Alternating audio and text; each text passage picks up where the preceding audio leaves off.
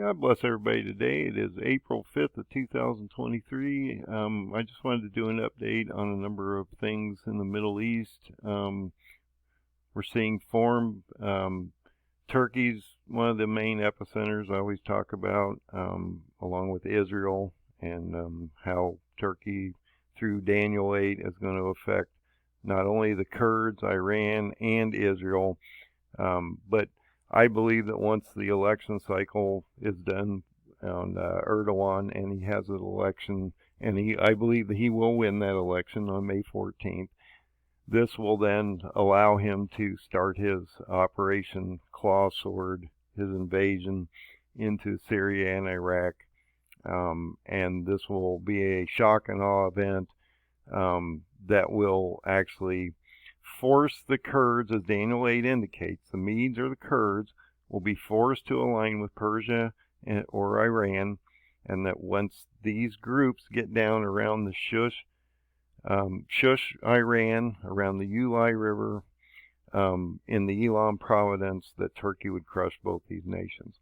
So let's see what's happening that might affect us as we move forward. So this was that a pro-Kurdish party member was going to run against Erdogan, but this has not happened, and this was a setback for Erdogan, but this is changing and fluid at this moment. So I'm going to show you why this matters. So the pro-Kurdish people were supposed to field the candidate. They did not do so, and so on Wednesday, they indicated that they would not field this presidential candidate, and this was a rival of Erdogan, and I also believe this would upset Erdogan if this man would have run against him. But something else happened. We also had another candidate that came into the election, which is supposed to, in some ways, give Erdogan a potential push and bolstering his potential prospects for winning. So this according to analysts and polls. This is not my opinion. But so this, and I've been talking about, I believe Erdogan will be the new president of Turkey, and this will then give him sort of like the power of Xi in China. He'll have authority to basically do whatever he wants, and he's going to bring war into the Middle East, as it indicates. A quarter of the earth will go under war. 2 billion people will be affected. So we want to keep an eye on that.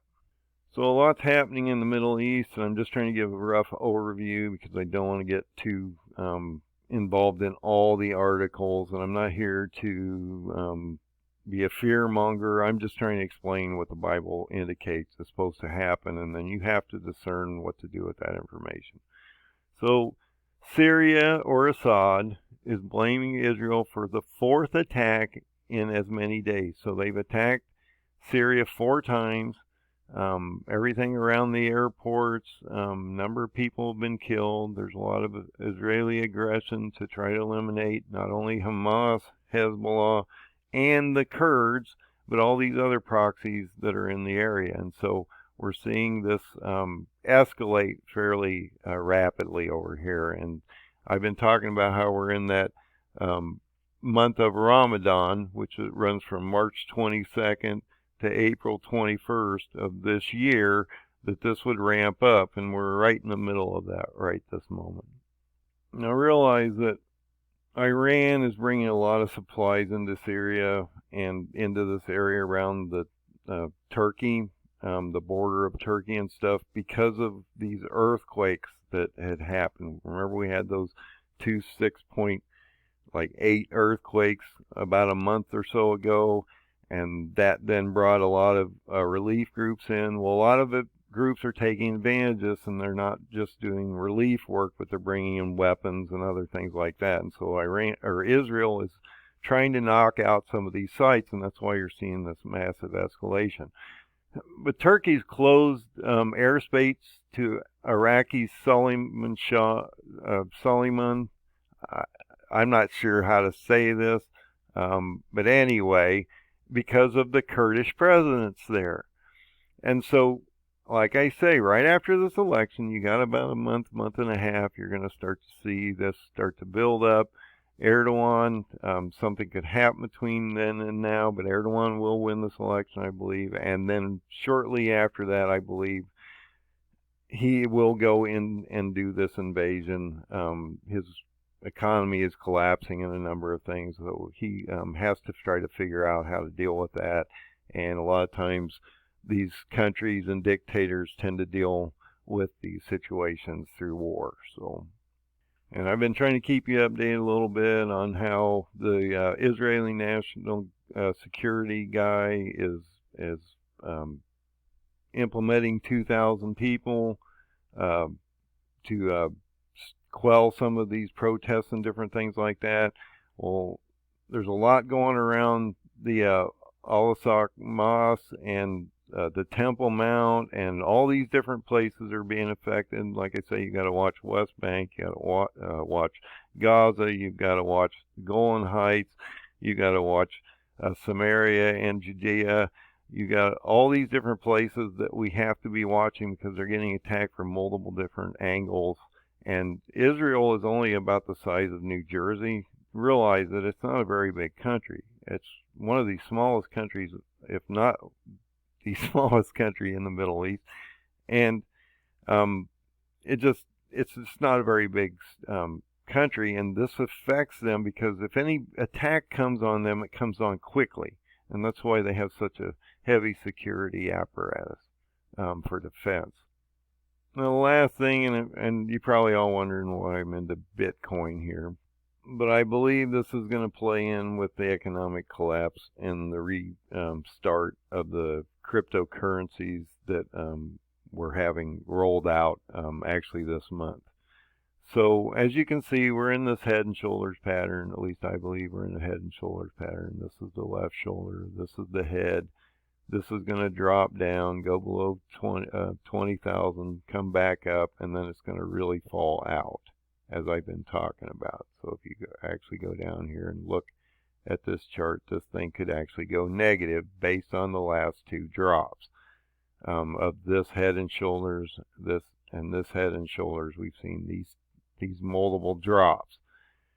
You're in this wedge with an apex, and it's moving down. See, it's trending down the whole time. And so I believe, and have said for a while, that Bitcoin would not get above, or barely, it would get above 29,000.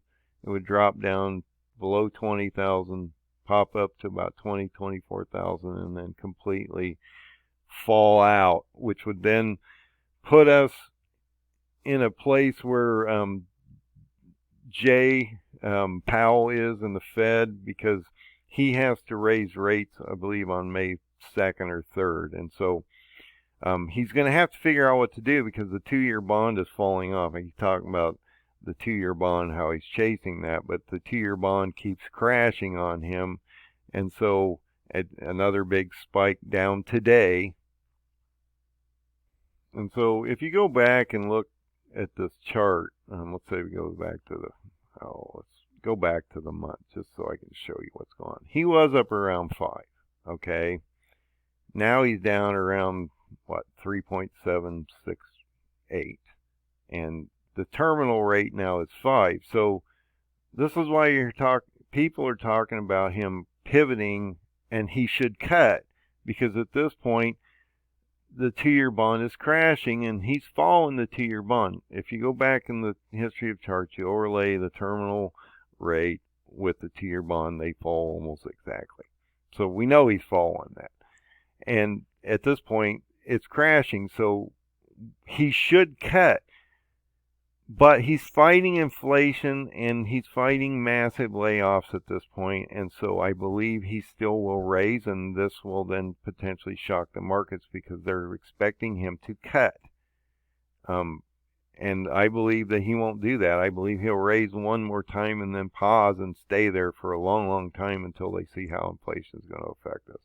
But this 2-year Treasury note is crashing, and there's this massive inversion between the 2 and the 10, and this is why the banks are in trouble, because when those bonds went underwater when this spiked down.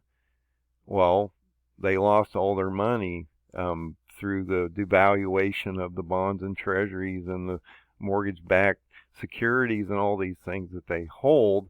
And so when you go to the bank and you ask for money right now, they don't have it because they're underwater, and so they don't hold cash anymore. And so what they have to do is they have to sell these bonds at a loss.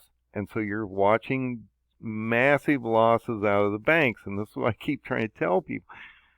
The banks are in trouble. They're trying to consolidate these banks down to like 5 or 7 major banks. And so when you pull your money out and you go to those large banks, because this one's going to become, these regional and local banks are going to become insolvent through all these commercial defaults, subprime auto defaults, and all this other stuff. You're going to start to see banks fail, go bankrupt, and be bought up, just as we've seen 3 or 4 of these banks recently have happened. And so, when there's such a massive inversion between the 2-year and the 10, and that's what they do, is the banks don't hold any money. They take their money and they give it to the Fed at the 2-year bond. They buy these 2-year bonds, okay, and then they loan you money at a longer term at a higher rate, and that's how they make their money. But the inversion of the curve isn't allowing them to do that, so they can't make the money like they used to, because the 2-year bond is higher than the 10-year bond or the 30-year bond, and it's totally whacked out and inverted, so they can't make money. So the banks are having trouble, and now they've had this massive drop in the bonds.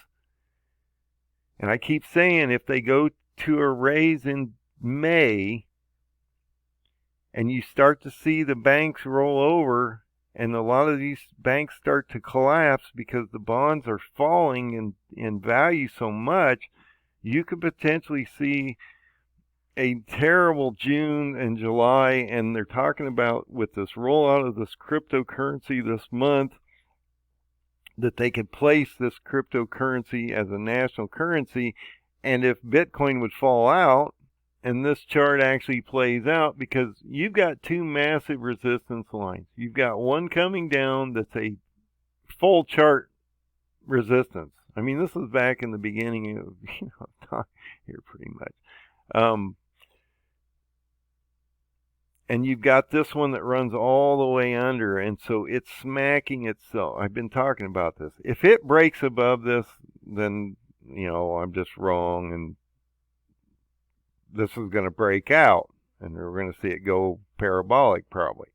But I don't believe it's going to do that with the stresses out here. The markets are having so much trouble that you're going to see this bit head and shoulders completely form, and you're going to potentially watch this thing not crash, but if it even hits this bottom support line, you're talking about 6,400, maybe even you could go down a little below that into, I've talked about, you could go below 5 or even 1,000. It may not totally crash, and you want to buy at the bottom, because I do believe it's privatized enough and globalized enough that Bitcoin will probably survive, along with Ethereum and Dogecoin's gaining some traction, some things like that. And I'm not trying to give you economic advice, but you want to buy the fire sales. Gold and silver are spiking right now, but that probably won't last. It'll probably retrace maybe back to $17.50. And then you want to buy it there, because it will, once the dollar collapses, it will go parabolic. And that may be before long, if this falls out and the fiat currency gets replaced as the global currency. So God bless everybody today. Keep your eye on all these things. Things are moving extremely fast. Keep your eye on Turkey in the next month and a half, and a couple months, and see what he does, because based on the paradigm, I show that he will start an invasion. He'll remove Iran fairly quickly, which will also take the Kurds out of the picture, and then he will drive to Egypt and Israel potentially by October of this year. So God bless and have a great day.